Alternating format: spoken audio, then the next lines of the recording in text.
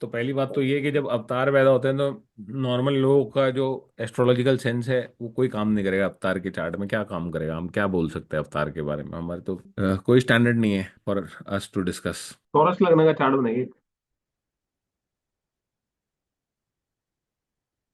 तो लगन में चंद्रमा है, Jupiter in the third house.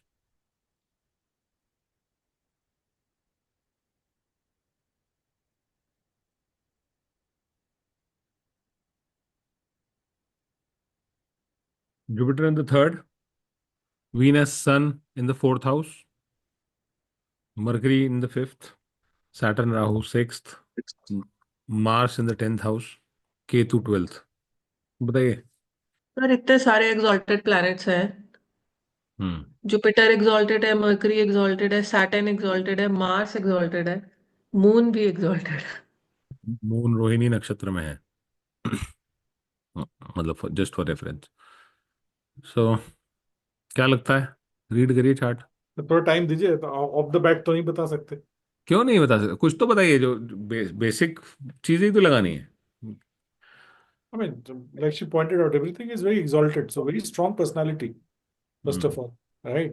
And courageous personality, very strong support system. Uh, sir question, जी जी। करेजेस क्यों बोला सर ने? थर्ड हाउस में एग्जॉल्टेड प्लैनेट है मैम। और थर्ड हाउस का लॉर्ड फर्स्ट हाउस में गया है, लगन में, पर्सनालिटी में एग्जॉल्ट हो गया। फिर थर्ड हाउस को मार्स भी देख रहा है। तो एक और कारण है कि और करेजियस हो सकता है क्या आदमी के? हो सकता है। जुपिटर जैसा प्लैनेट है वहां थर्ड हाउस में, जबकि कारक नहीं है जुपिटर थर्ड हाउस का, लेकिन आदमी करेजियस हो सकता है। क्यों हो सकता है? एक तो थर्ड लॉर्ड लगन में है। लाइफ जो है वो कैसी हो सकती है? मतलब full of थोड़ा action. डिफिकल्ट हो सकती है, फुल ऑफ एक्शन हो सकती है, एक्साइटिंग हो सकती है लाइफ Yeah. आदमी की। Uh, दूसरा, सैटर्न का third aspect is on eighth house, right? तो कहीं ना कहीं it will trigger something in the eighth house on transformation, on karmic debt or something. ठीक बात है। And Saturn is again, the tenth aspect is on the again on the third house. So there is some string on courage led transformation. बड़ा अच्छा matter उठाया आपने for discussion. ये sir तो can you please repeat that the last one? Suman ji समझाइए। Saturn ka third aspect is on the eighth house, eighth house. and Saturn's second, the important aspect of tenth aspect is on the third house. So it is checking the eighth house and eighth Lord both, दोनों को पकड़ लिया उसने। Eighth house को भी पकड़ा है और एट्थ लॉर्ड को भी पकड़ लिया, दोनों एस्पेक्ट से। One more thing, sir. Jupiter is a Trishada Lord, right? 11th. So Jupiter is a malefic planet for this chart. Its job is to cause pain. So is Venus, sixth Lord, and so in that sense is Moon. Sixth Lord, third Lord, and 11th Lord are supposed to cause pain, or in many sense give difficult circumstances. वो अलग अलग charts में अलग अलग meaning निकलेंगे sir उसके। But जो basic हाँ। principles ध्यान में आ रहे हैं, philosophical astrology point of view से अगर आप देखोगे तो राह कैसी मिली है और किस जिस तरह की राह पे जाएगा आदमी, उस पे बहुत डिपेंड करेगा। अगर नॉर्मल मटेरियल लाइफ जी रहा कोई आदमी तो डिफिकल्टी हो सकती है। और अगर कोई एम अचीव करने की बात हो रही है तो जिसके अंदर अपनी पर्सनल ईज, अगर आदमी उतना ध्यान नहीं दे रहा है, पर्सनल ईज पे ध्यान नहीं दे रहा, तो फिर ये एक एक्स्ट्रॉर्डनरी कॉम्बिनेशन है, कुछ एक्साइटिंग अचीव कर सकता है आदमी with this kind of difficulty. The third Lord getting exalted in the first house, you can achieve extraordinary things. लेकिन लाइफ डिफिकल्ट होगी। अगर आपको ओलंपिक का मेडल लेना है तो लाइफ तो बहुत स्ट्रगलफुल होगी। अगले 10 साल वो मेहनत करनी है, जो रोज सुबह शाम पिलना है, और कुछ और सूझना ही नहीं है। आपकी, आपके आसपास वालों की, वो सबकी लाइफ जो है वो साधना की तरह है बेसिकली। अगर कोई भी आपने एम अचीव करना है तो, जैसे तनु जी ने बोला कि बेटा क्रिकेट खेलना चाहता है, लेकिन क्रिकेट खेलने के लिए इंडिया जैसी कंट्री में you got to be very very good in the sense, आप छुट्टी नहीं ले सकते एक दिन भी प्रैक्टिस से, मैं आपको बता दूं कि। और फिट रहना भी जरूरी है बहुत ज़्यादा। और अपने आप में एक साधना है बहुत स्ट्रांग, क्योंकि मैंने खेली है थोड़ी बहुत क्रिकेट, मतलब दिल्ली में तो कॉम्पिटिटिव क्रिकेट खेलने का शौक था। तो it is very hard competition, और तो वो उसको अचीव पेरेंट्स करने के की भी लिए होती है, बिकॉज वो साथ छोड़ना लाना वहां बैठना और पेरेंट्स वो की भी सब। साधना है। पेरेंट्स की बिल्कुल। भी साधना है, बहुत स्ट्रांग साधना। मैं बोल रहा हूँ पूरा परिवार पिलता है उसके अंदर, पूरा परिवार चक्की में पिसेगा तो जाके एक बच्चा कुछ सक्सेस अचीव करेगा उस तरह की। करेक्ट। उसके उसका न्यूट्रिशन का ध्यान रखना, उसकी हेल्थ का ध्यान रखना, उसके टाइमिंग्स का ध्यान रखना, अपनी लाइफ उसके अकॉर्डिंगली चलाना, वो बहुत पेनफुल काम है। It is not easy. तो डिफिकल्टी हो गई लाइफ में, तो थर्ड लॉर्ड अगर एग्जॉल्ट हो रहा है तो डिफिकल्टी तो दिखा ही रहा है वो। अब आप ये पॉजिटिव चीज है। अब यही अगर नेगेटिव होता तो क्या है कि लाइफ में स्ट्रगल आ गए, धक्के खा रहा है कोई। अगर ये चैनलाइज्ड नहीं है एनर्जी तो गलत रास्ते पे भी जा सकता है बच्चा, लेकिन ये तो अच्छी बात है कि एनर्जी चैनलाइज्ड है। तो वो बैकग्राउंड थोड़ा सा हमको उसके लिए चाहिए, लेकिन जब आपको चार्ट देखते हैं तो हमको पता लगता है कि हाँ यार, ये 9th हाउस में एग्जॉल्टेड प्लैनेट है, 5th हाउस में एग्जॉल्टेड प्लैनेट है। इसको कौन कुछ मतलब गलत राज बता सकता है? लेकिन फिर भी आप देखोगे कि जुपिटर जैसा प्लैनेट तो 3rd हाउस का प्लैनेट नहीं है। नेचुरली जुपिटर के लिए तो मरण करण स्थान हो गया 3rd हाउस। तो लेकिन कुछ ना कुछ उसमें भी पॉजिटिव निकल के आया। तो क्यों निकल के आया? क्योंकि 5th और 9th स्ट्रांग हो रहे हैं। 159 एग्जॉल्टेड प्लैनेट्स लेके बैठा है चार्ट में, है ना? तो बुद्धि कैसी है आदमी की? अच्छी है। राइटियसनेस कैसी है? ए जी। ग्रेड। तो फिर कौन वो कर सकता है उसको? हिला कौन सकता है? तो वो सही राह पकड़ेगा। तो राह कैसी पकड़ी उससे भी आप ये बता सकते हो ना कि ये डिफिकल्ट कॉम्बिनेशन सक्सेस की प्रिपरेशन की बात कर रहे हैं या परेशान करने की बात कर रहे हैं। तो राह पकड़ना इंपॉर्टेंट है। तो ये श्री कृष्ण का चार्ट है, और अवतार का ही चार्ट लग रहा है देखने में हमको, क्योंकि इतने सारे प्लैनेट एग्जॉल्टेड हैं। सर श्री कृष्ण का चार्ट तो उनका मून 11th हाउस में नहीं था? करते डिस्कस मैम, आप बताओ कि क्यों होना चाहिए मून 11th हाउस में। नहीं नहीं, इसलिए लगाया मैंने मैंने। तो। आप एक काम करो, गूगल करो और देखो श्री कृष्ण का चार्ट, और देखो क्या चार्ट आता है। सर मेरे हिसाब से जो सैटर्न राहु 6th हाउस में है, उसके कारण that will bring lot of health related issues, anxieties issue, professional में ऑब्स्टिकल का issue, which are what you call in 6th house problems, उसमें ये सब आएंगे, क्योंकि सैटर्न राहु दोनों ही है। और राहु तो और भी 6th हाउस उसको डेली स्ट्रगल्स का है सुब्रतो जी, लेकिन 6th हाउस से आप कंपटीशन भी देखते हैं। सिक्स हाउस कंपटीशन से आप जीतेगा। सेवा भी देखते राहु हैं। आप राहु राहु है तो कंपटीशन में वो कंपटीशन तो आएंगे, लेकिन वो उसमें विक्ट्री भी आएगा। और मैनिपुलेटिव तरीका भी आएगा उसको हैंडल करने का, यस। राहु, राइट। है ना? या और श्री कृष्ण ने तो उससे तो हमें ये पता लगा है कि राइटियसनेस अगर प्राइम मोटिव है हमारा और बड़े गोल के लिए हम 19-20 थोड़ा बहुत अगर आगे पीछे करते हैं तो भी इट इज ओके, तो प्राइम गोल जो है वो ज्यादा इंपॉर्टेंट है ऑफ धर्मा। दूसरा ये 9th हाउस मार्स धर्म के लिए लड़ाई भी करेगा। हाँ, तो करनी चाहिए। धर्म के लिए स्टैंड तो लेना ही चाहिए। मार्स जैसा प्लैनेट है। अब मार्स पे जुपिटर का एस्पेक्ट है, तो अब अच्छी नहीं, बात क्या है जुपिटर कि जो 9th हाउस पे में मार्स मार्स पे एक अधर्मी प्लैनेट था, उसको ब्लेसिंग मिली है जुपिटर की। और जो जुपिटर जो 3rd हाउस का प्लैनेट नहीं है, जो कंपैटिबल प्लैनेट नहीं है, उसको ब्लेसिंग मिल गई मार्स की, एनर्जी आ गया। है ना? Warrior energy. तो दोनों बातें हो गई।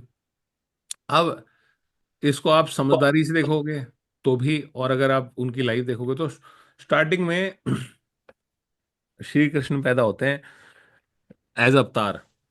तो पहली बात तो ये है कि जब अवतार पैदा होते हैं तो नॉर्मल लोगों का जो एस्ट्रोलॉजिकल सेंस है वो कोई काम नहीं करेगा। अवतार के चार्ट में क्या काम करेगा? हम क्या बोल सकते हैं अवतार के बारे में? हमारे तो वैसे ही कोई स्टैंडर्ड नहीं है फॉर अस टू डिस्कस। तो पहले तो अवतार पैदा हुए, अवतार पैदा हुए तो पैदा होते ही मिरेकल्स हुए। जब पैदा हुए तो सारे के सारे ये बेहोश हो गए। गॉड्स। सिपाही सिपाही बेहोश हो गए। गेट खुल गया, आकाशवाणी हुई और बोला कि ये बच्चे को वहां ले जाओ, चेंज करके लाना आपको। जब वो लेके निकले तो क्या टाइम था उस समय? बरसात हो रही थी बहुत तेज। और जमुना जो थी वो ओवरफ्लो कर रही थी। ओवरफ्लोइंग जमुना पे जब बच्चे को टोकरी में लेके जाते हैं तो एक आकाशवाणी होती है कि जमुना तो रास्ता तभी देगी जब आप उसको बच्चे के पैर छूने दोगे, क्योंकि जमुना तो ऑलरेडी ओवरफ्लो कर रही है। तो वो ये टू लोअर द बास्केट के भगवान के पैर छूती है यमुना, तो फिर जगह रास्ता देती है। और वो अपने आप में एक ऐसे मिरेकल की तरह दिखाया गया है स्टोरी, कि पैदा होते ही मिरेकल होने स्टार्ट हो गए। वहाँ जाते हैं, बच्चा चेंज करके लेके आते हैं, वापस वापस सारे जाग जाते हैं, फिर सो जाते हैं, अंदर आते हैं, फिर जाग जाते हैं, बच्चा पैदा हुआ है, फिर कंस आता है और बच्चे को मार देता है। ये तो स्टोरी पता है हमको ना। तो वहीं से मिरेकल स्टार्ट हो गए। उसके बाद अलग अलग तरह के, कोई असुर आ रहा है, कोई राक्षसनी आ रही है उनको, और वो सबको हरा रहे। और 11 साल की उम्र में तो निकल जाते हैं वो वहां से, वृंदावन से, और जाके कंस का वध करते हैं। He was 11 years only when he leaves Vrindavan. और उससे पहले की स्टोरी आपको वो बहुत सारी सुनने को मिलती है। बट अब वो तो खैर चलो, जो अवतार की तरह हो रहा है उनकी लाइफ में और जो स्टोरीज में हमने पढ़ा है वो तो एक अलग बात है। चार्ट सपोर्ट कर रहा है क्या? इस बात को हम ऐसे समझने की कोशिश करते हैं कि क्या चार्ट सपोर्ट कर रहा है इन सब चीजों को। हाँ सर, राहु 6th हाउस में है तो विन ओवर एनिमीज तो है। विन ओवर एनिमीज इसलिए भी है मैम कि एक तो नाइन्थ लॉर्ड एग्जॉल्ट हो गया है 6th हाउस में। Ninth Lord right. तो एक पॉजिटिव प्लेनेट है चार्ट का। 10th लॉर्ड भी कर्म दिखा रहा है। 6th हाउस में एग्जॉल्टेड प्लेनेट है, तो राइट। एनिमीज जो है आपको हायर स्टैंडर्ड के मिल सकते हैं, है ना। हम्म। और फिर टैकल करने का तरीका एनिमीज को, अब हमारे पास ज़्यादा डिटेल नहीं है, तो ना हमारे पास नवांश है, ना हमारे पास कोई हम इस तरह कुछ ज़्यादा डिटेल बना सकते हैं, डिविजनल चार्ट बना नहीं सकते, तो हमारे पास लिमिटेड इन्फॉर्मेशन है। ऑनलाइन भी आप चार्ट देखेंगे तो अलग अलग तरह के चार्ट हैं। डिफरेंट आ रहे हैं, हाँ जी। तो ये जो चार्ट है ये, this is verified bye KN Rao sir, तो इसलिए लिया है मैंने। सर इसमें 12th हाउस में केतु है, which is a sign for the moksha. ठीक बात है, होना चाहिए। एक टॉरस स्ट्रेंज में बात ये है, मैं एक चार्ट और लगाता हूँ, आप एक और चार्ट बनाइए। बिफोर दैट आपने रोहिणी बोला, मतलब व्हाट इज द, भाई वो शास्त्रों में लिखा है आपके कि रोहिणी नक्षत्र का मून है उनका, अच्छा तो मैं इसलिए इसलिए रेफरेंस दे रहा था कि रोहिणी नक्षत्र तो टॉरस में ही आता है, तो चार्ट वेरीफाई तो कर सकते हैं ना। हाँ moon moon get exalt, moon को अच्छा लगता है ना रोहिणी नक्षत्र में। हाँ, रोहिणी ज्यादा फेवरेट है मून। Favorite। सर ऐसा भी ये इट इज अब सेड कि अगर मून टॉरस में होता है तो कॉन्फ्लिक्ट रिजॉल्विंग कैपेबिलिटीज होती है, जो कि कृष्णा जी में थी। तो पता नहीं कॉन्फ्लिक्ट रिजॉल्विंग थी या conflict conflict creation. Making, conflict creating. Create करके रिजॉल्व करने की होगी। तो एक कैंसर लगने का चार्ट बना लीजिए। अब क्या है कि अलग अलग तरह के ज्योतिष अलग अलग तरह की बातें करते हैं, अलग अलग तरह के कॉन्सेप्ट्स लगाते हैं चार्ट्स के अंदर, और कंट्रोवर्सीज होती हैं अवतारों के चार्ट पे, क्योंकि लिमिटेड कुछ इंफॉर्मेशन होती है ना हमारे पास। अब हम ये जो चार्ट बना है ये वाल्मीकि रामायण के अंदर जो इंफॉर्मेशन है उससे बना है। इसमें भी हमारे पास ज्यादा इंफॉर्मेशन नहीं है, लेकिन एक इंफॉर्मेशन क्या है कि हमें ये पता है कि वाल्मीकि जी लिखते हैं कि पुनर्वसु नक्षत्र था श्री राम का। जुपिटर। तो पुनर्वसु नक्षत्र था, तो इसका मतलब जो मून है वो पहले 3 डिग्री 20 मिनट में ही होगा ऑफ कैंसर साइन। जी। तो इतनी इंफॉर्मेशन है हमारे पास। हमें तिथि पता है, तिथि पता है, तो क्या तिथि पता है हमें? नवमी तिथि पता है श्री राम की, नवमी तिथि पता है। तो हमें सन से मून का डिस्टेंस पता है, क्योंकि 12 डिग्री की तिथि है ना, तो सन से मून का डिस्टेंस हमें पता लग गया। कुछ लोग आपको आउट ऑफ रेफरेंस और इसलिए क्योंकि अब श्री राम है, तो वो 10वें घर में सूर्य लेंगे कि भाई एक तो राजा, ऊपर से श्री राम, और एग्जॉल्टेड होना चाहिए सन। सन आपने कैसे पीछे ले लिया? सर मेरे लेकिन पास जो ये जो बुक में ये राम श्री राम का चार्ट है, कौन सी बुक है मैम? इस फल दीपिका है। अच्छा। इसमें मरकरी 11th में है और सन 10th में है और वीनस ये सॉरी वीनस 9th में है। जैसे हमने यहाँ पे वीनस सन दोनों डाल दिए ना 9th में।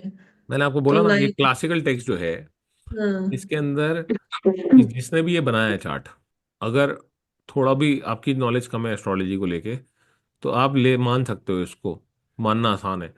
और आउट ऑफ रेवरेंस बना हुआ है कि भाई भगवान है तो उनके तो सारे ही एग्जॉल्ट होने चाहिए प्लैनेट, है ना। लेकिन अगर आप देखो, अगर नवमी तिथि कैलकुलेट करनी है आपको, और चंद्रमा होना भी कहाँ चाहिए, पुनर्वसु में होना चाहिए। भाई वाल्मीकि जी ने ये लिख दिया कि पुनर्वसु में चंद्रमा था, और तिथि भी नवमी होनी चाहिए। तो 5 ग्रह ऐसा बोला कि स्वराशि या उच्च के हैं। 5 ग्रह या तो स्वराशि के हैं या उच्च के हैं। तो ऐसा नहीं कि ये बताया कि इतने उच्च के और इतने स्वराशि के, उच्च या स्वराशि के हैं। अब पुनर्वसु नक्षत्र में होने के लिए 3 डिग्री 20 मिनट का चंद्रमा मैक्सिमम हो सकता है कैंसर साइन में, राइट। आप कैलकुलेट करो सूर्य से, तो सूर्य को रिवर्स कैलकुलेट करो, 9 इंटू, अगर आप 8 इंटू 12 करें तो कितनी डिग्रीज आती है? 96। 96। कम से कम 96 डिग्रीज तो दूर होना चाहिए इन दोनों को, नहीं तो नवमी तिथि नहीं होगी। अष्टमी हो जाए, कम से कम 96 डिग्री दूर होंगे तो ही तो नवमी तिथि होगी। और जब ये हमें पता है कि नवमी तिथि है, ये तो इन्फॉर्मेशन लिखी है, ये नहीं लिखा कि सूर्य कौन सी राशि में है। ये नहीं लिखा हुआ है कि सूर्य कौन सी राशि में है। क्या लिखा हुआ है, ये कि 5 ग्रह जो हैं वो उच्च या स्वराशि के हैं। ये चंद्रमा पुनर्वसु नक्षत्र में है, नवमी तिथि है। तो नवमी तिथि है तो इसका मतलब सन से 96 डिग्री दूर होना चाहिए कम से कम मून। आप उसको कैलकुलेट करके देखो रिवर्स में, और देखो कहाँ आता है सन। अब आउट ऑफ रेफरेंस आप बोल लोगे यार ऐसा कैसे हो सकता है कि भगवान है और उनका उच्च का नहीं है सूर्य। कैल अब वो तो जब भगवान की बात आती है तो सब कुछ अच्छा ही होना चाहिए। क्या लगता है मोहित जी? नहीं सर, बिल्कुल सही कह रहे हैं आप। और वैसे भी स्टोरी ये भी कहती है ना कि उनको तो वनवास भी मिला था। हम्म। तो दिस एक्चुअली शोज कि जरूरी नहीं कि वो 10th हाउस में ही सन रहे। तो वो जिस दिन राजा बनना था उसी रात को काम हो गया, अगले दिन सुबह उनका राज्याभिषेक था। रात को ये हो गया कि भाई कल नहीं बनेगा। कितना अभाग्य हो गया आदमी के साथ। अगर आप इसको नॉर्मल पॉइंट ऑफ व्यू से सोचो किसी आदमी के लिए, वो आदमी सर फोड़ ले अपना के, वो हाथ को आया और मुंह नहीं लगा, बोले कल राजा बनना था। रात को ही ऐसा सीन हो गया घर में कि अगले दिन राजा नहीं बन पाए। और 14 साल वो भटके जंगलों में। और जंगलों में तो भटकना इज नॉट इजी। आप आज कहीं कहीं भी आप जाओगे तो आप घर के कंफर्ट छोड़ के आपके लिए रहना बड़ा मुश्किल है आज भी, with all the facilities that you can carry with you. लेकिन उस जमाने में तो मेरे को नहीं लगता कुछ ज़्यादा चीज़ उनके पास होगी फैसिलिटी। तो और एक ऐसा जो राज परिवार का आदमी है जिसने स्ट्रगल्स उस तरह से देखी नहीं होगी कभी, उनके लिए बहुत डिफिकल्टी आई होगी उनकी लाइफ में। बाद में फोर्थ तो हाउस आप में बोल लो उनको। फोर्थ हाउस में सैटर्न तो एग्जॉल्टेड हो रहा है, तो उसने घर से दूर कैसे जाने दिया फिर? तो सैटर्न होएगा तभी तो घर से दूर जाएगा आदमी। उसमें है सैटर्न तो Saturn। एंकर करेगा ना सर उसको सैटर्न फिर। मेलेफिक प्लैनेट है सर। मेलेफिक जो है 4th हाउस में आदमी को घर से दूर ले जाते हैं। He went to a foreign country, Sri Lanka तक गए वो। Saturn in the 4th house is supporting the fact कि चौथे घर का सैटर्न, बल्कि लोग बोलते हैं कि घर पे नहीं रहना चाहिए ऐसे आदमी को जिसका सैटर्न 4th हाउस में है। तो घर में रहेगा तो ज्यादा वो रहेगी प्रॉब्लम। तो ऐसे आदमी को काम नहीं घर होते। छोड़ना चाहिए। इसमें sixth Lord is in first house. बिल्कुल ठीक बात है। और एग्जॉल्टेड है 6th लॉर्ड। हाँ। तो छोटे और मोटे गुंडे से नहीं झगड़ा हुआ ना, वो रावण से झगड़ा हुआ। रावण से झगड़ा हुआ उनका। The worst enemy somebody can think of. वो जिंदगी भर उसको कन्फ्लिक्ट तो रहेंगे ही, कन्फ्लिक्ट फेस करते ही रहेंगे।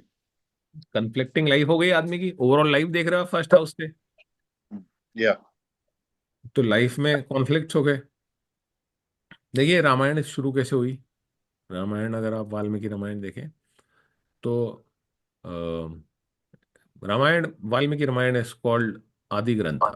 आदि ग्रंथ मीन्स द फर्स्ट ग्रंथ। तो जो स्टोरी फॉर्म में कोई बात लिखी गई है, जैसे मॉडर्न टाइम में सिनेमा की बात करो आप, तो उस तरह से वो ग्रंथ का पहला फॉर्मेशन है। और उसके अंदर वाल्मीकि जी आपको क्या टेक्निक दिखाते हैं, फ्लैशबैक स्टोरी टेक्निक दिखाते हैं। जो इंडिया का फर्स्ट ग्रंथ है हमारे पास, जो स्टोरी टेलिंग जिसमें हुई है, उसमें फ्लैशबैक टेक्निक का यूज हुआ है। फ्लैशबैक टेक्निक का कैसे कि ऐसे स्टार्ट होता है कि टेरेस पे श्री राम खड़े हैं लक्ष्मण जी के साथ, और 2 बालक गाना गा रहे हैं। लवर कुश। उनको नहीं पता है कि वो उनके पिता के आगे गाना गा रहे हैं, और पिता को नहीं पता है कि वो बच्चे उनके हैं। और ऐसे वाल्मीकि रामायण स्टार्ट होती है, जिसके अंदर जो ड्रामा है और जो राइटिंग स्किल है वो भी आपको देखने को मिलता है। और फिर फ्लैशबैक में चल रही है स्टोरी। तो उसके बहुत सारे वर्जन है। एक तुलसीदास रामायण है जिसको रामचरितमानस बोलते हैं। वो तो 15वीं सदी के आसपास लिखी गई है। The oldest text is Valmiki Ramayana. और कुछ चीजें हैं जो अलग अलग जगह अलग अलग ट्रेडिशंस में ऐड हुई हैं। रामायण बहुत तरह की हैं, बहुत सारे लोगों ने उसके वर्जन लिखे हैं, लेकिन वाल्मीकि रामायण को प्राइमरी टेक्स्ट मान लेते हैं अगर। तो जितनी इन्फॉर्मेशन अवेलेबल है उसी को यूटिलाइज करेंगे। अब दोनों चार्ट आपके सामने दिख रहे हैं आपको, दोनों चार्ट। दोनों चार्ट के अंदर सिमिलैरिटी क्या दिखती है आपको? चंद्रमा दोनों के लगन में है। एक का एक पहले तो आप हम ये समझ लेते हैं कि यहाँ ये वाला जो चार्ट है इसको हम बोल रहे हैं कैरेक्टर स्ट्रॉन्ग की बात कर रहे हैं, मर्यादा पुरुषोत्तम बोल रहे हैं। ठीक है। तो राइटियस, तो ये तो डगमगाने की बात नहीं हो रही यहाँ पे तो कैरेक्टर की। तो मर्यादा पुरुषोत्तम है। और ये है लीला अवतार। इनको हमने लीला अवतार ही बोला कि ये कुछ कुछ कमाल करने के लिए पैदा हुए हैं, मतलब ये रेगुलर तो चलेंगे नहीं ट्रैक पे।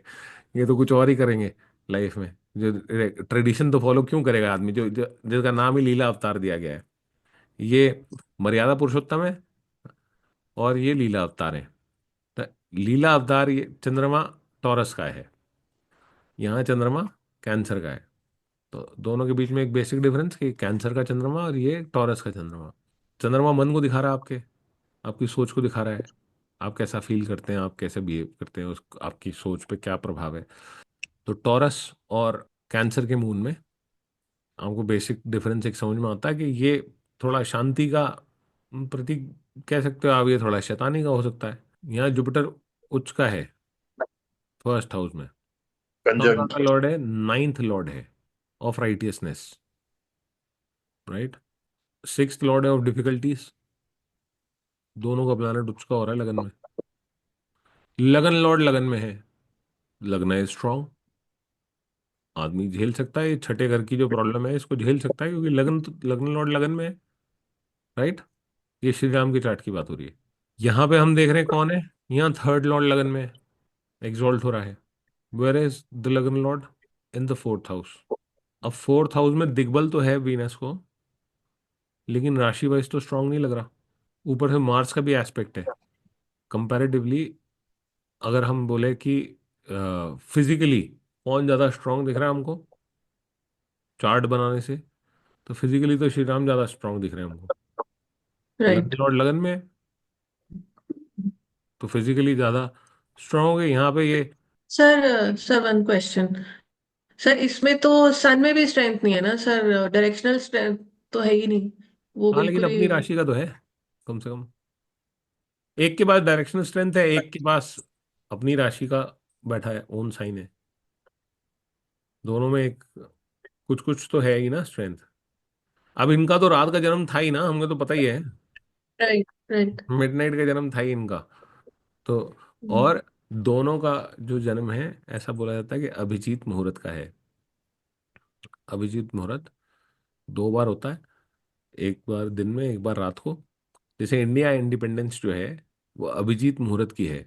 ये भी दोनों जो चार्ट हैं ये अभिजीत मुहूर्त का बर्थ है दोनों का। तो अभिजीत मुहूर्त को बहुत अच्छा माना गया है कि अगर कोई अभिजीत मुहूर्त में पैदा हो तो। अभिजीत मुहूर्त क्या होता है? आप लूजली बोल सकते हैं कि जब सूर्य सर पे एकदम, या 12 बजे दोपहर के, अभिजीत मुहूर्त हो सकता है 2 घटी का। 2 घटी मतलब 48 मिनट। एक घटी 24 मिनट की है।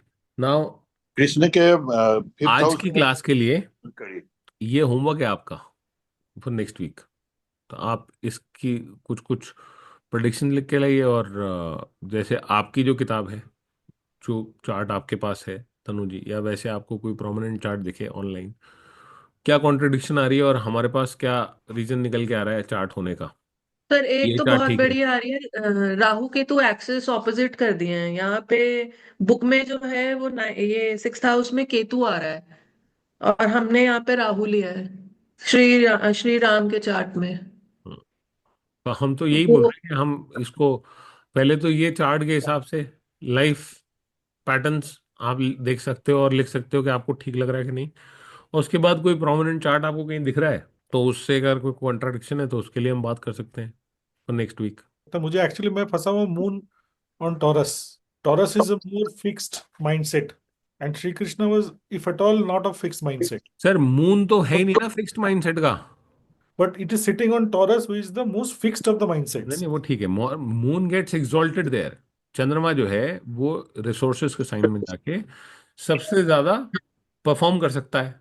आप ऐसा बोलें, उसको आइडियल प्लेस मिली है टू परफॉर्म। एक प्लैनेट के लिए एग्जॉल्टेड साइन वो जगह है जहां पे वो एक्स्ट्रॉर्डनरी परफॉर्म करना चाहे तो कर सकता है। एग्जॉल्ट हो गया, कन्वीनियंट एनवायरनमेंट मिला है या कंड्यूसिव एनवायरनमेंट मिला है उस प्लैनेट को। प्लैनेट का खुद का नेचर अलग है, साइन का नेचर अलग है, प्लैनेट का नेचर अलग है। प्लैनेट वहां जाके खुश होता है, क्यों? क्योंकि रिसोर्सेज का साइन है, वेल्थ का साइन है। तो ये प्लैनेट जो है वो खुश है इंजॉयमेंट्स में। मून की जो इमेजिनेशन है या जो वो दौड़ सकती है कहाँ? तो चंद्रमा यहाँ स्ट्रांग है। चंद्रमा स्ट्रांग है तो चंद्रमा के पास बल है। अब चंद्रमा तो चंचल है नेचर से, तो चंचलता सबसे ज्यादा कहाँ दिखाएगा? वो वहीं तो दिखाएगा जहाँ पे एग्जॉल्ट हो रहा है। तो आप और इसको इस तरह से पकड़ो। मरकरी इसमें फिफ्थ हाउस में है, लक्ष्मी स्थान में, और खुद के ही साइन में बैठा हुआ है।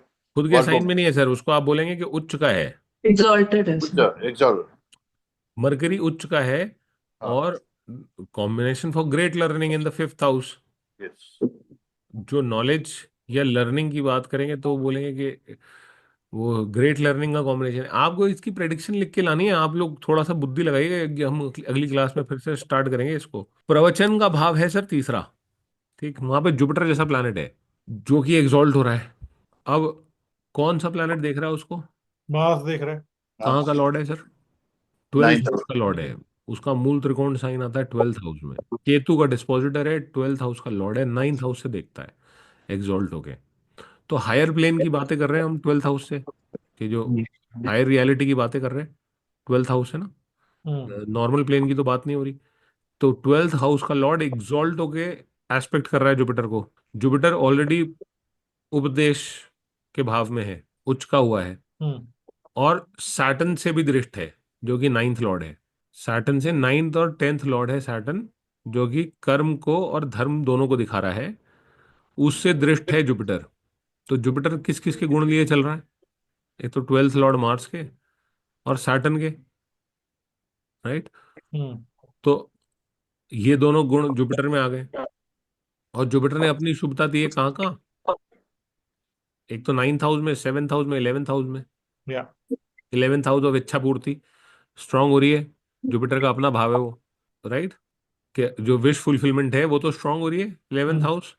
वैसे तो क्या है कि अवतार के चार्ट हैं तो बहुत ज्यादा तो हम क्या कमेंट करेंगे, लेकिन फिर भी आप अगर थोड़ी सी लाइफ फॉलो करेंगे तो इससे दो फायदे हैं। एक तो रिलीजियस मैटर पे बात हो रही है, हो सकता है भगवान भी खुश हो कि चलो मेरे बारे में बात हो रही है। और थोड़ा बहुत तो बुद्धि लगा ही सकते हैं कि जिसकी स्टोरी हमें पता है तो। और राइट सर। कुछ सीखने को मिल सकता है। ठीक है, और अगर कोई डाउट है और लग रहा है कि ये नहीं बन रही है बात, तो वो हम डिस्कस करेंगे, है ना। चार्ट्स आप दोनों ने आपने दोनों बना लिए।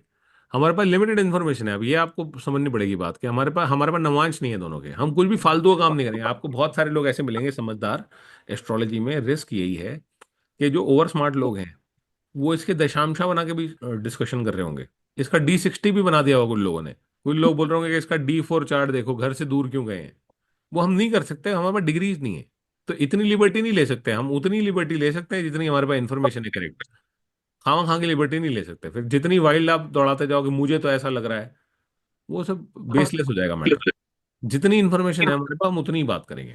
आप देखोगे चार्ट, आप ऑनलाइन, मैंने आपको इसलिए बोला, आप देखोगे ना तो कोई उसके D10 पे डिस्कशन कर रहा होगा, कोई उसका D20 चार्ट के इनकी स्पिरिचुअलिटी कैसी थी, अब भगवान जाने कैसी थी। अब वैसे तो अवतार है, ठीक ही होगी, लेकिन हमें जब इन्फॉर्मेशन ही नहीं है तो हम कैसे बता सकते हैं? हमें पास जो इन्फॉर्मेशन है उसी से जो चार्ट बिल्ट हो सकता है उसी की बात कर सकते हैं।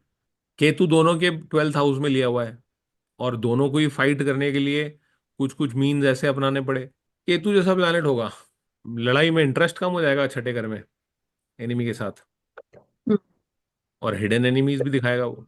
ये इनके तो प्रोमिनेंट एनिमीज हैं जो सामने सामने घूम रहे हैं और बड़े बड़े एनिमीज हैं।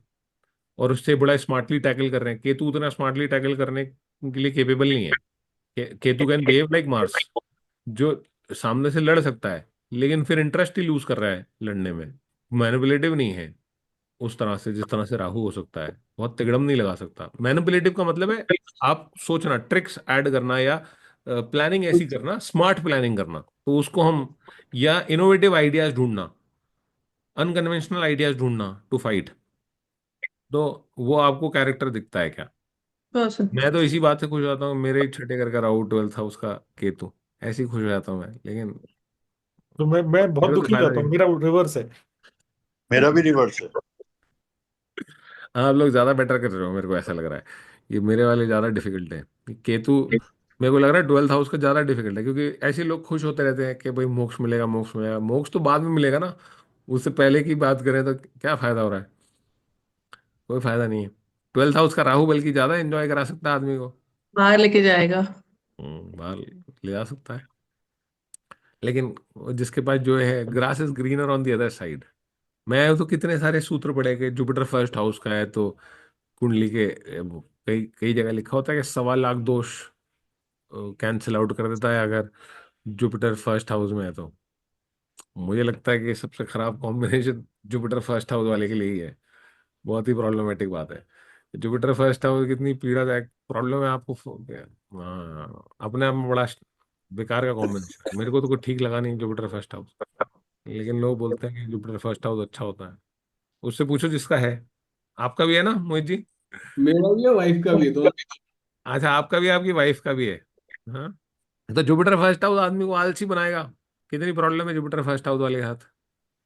और भी बहुत सारी चीजें हैं जुपिटर फर्स्ट हाउस। और जितना ज्यादा, एक तो राइटियसनेस का वो एंगल डाल देता है, गिल्ट डालता है। एक तो क्या है, आपको क्लियर क्लियर हो ना कि आपको पैसे कमाने हैं, सक्सेस अचीव करनी है, कोई आदमी क्लियर क्लियर है। ये तो मटेरियलिस्टिक लाइफ में आपको नॉर्मल एंड पे आप देखोगे कि बहुत ज्यादा पैसे कमाए हो जुपिटर फर्स्ट हाउस वाले ने, इसके चांसेस कम मिलेंगे आपको। बहुत ज्यादा वो नहीं है, उसको सपोर्ट नहीं कर रहा है। और हमको मटेरियल लाइफ, जब लोग, जो लोग जी रहे होते हैं, वो जब एस्ट्रोलॉजी की तरफ आते हैं, कुंडली दिखाने जाते हैं, उनका ज्यादातर मैटर मटेरियल लाइफ से रिलेटेड होता है। फिर आप जब मैच्योर करते हो और धीरे धीरे आपको समझ में आने लगता है कि क्या मतलब है जुपिटर फर्स्ट हाउस का, या वो कहाँ किस तरफ ले जाना चाहता है आपको, तो फिर आपको चीज़ें समझ में आती हैं कि क्या राह पकड़ लेनी ठीक है। तो सबके अपने में स्ट्रगल है। ये कुंडली, ये जो किताब पढ़ के एस्ट्रोलॉजी करते हैं उसमें आधी चीज़ें हमें गलत पता लगती है, क्योंकि वो तो अलग ही पर्सपेक्टिव से लिखी गई है। और जिस तरह से आ रहे लोग, लोगों को जुपिटर की दशा चलती है, लोग कहते हैं कि पैसे आने चाहिए, पैसे नहीं आ रहे। मैं पहले राहु की दशा में बहुत पैसे कमाए, अभी जुपिटर की दशा में, जुपिटर के पास पैसे है नहीं देने को, ज्ञान है सिर्फ देने के लिए बहुत सारा। और अलग तरह से, जिस तरह से किताबें लिखी गई हैं और जिस तरह से आप लोग एस्ट्रोलॉजी करते हैं और एक्सपेक्टेशन रखते हैं, उनमें थोड़ा सा गैप आता है। नेक्स्ट वीक मिलते हैं। It was a good class today. अच्छे हमने चार्ट्स डिस्कस किए। हाँ, आई विश और टाइम होता हमारे पास, लेकिन नेक्स्ट क्लास में करते हैं। Thank ji you. सर।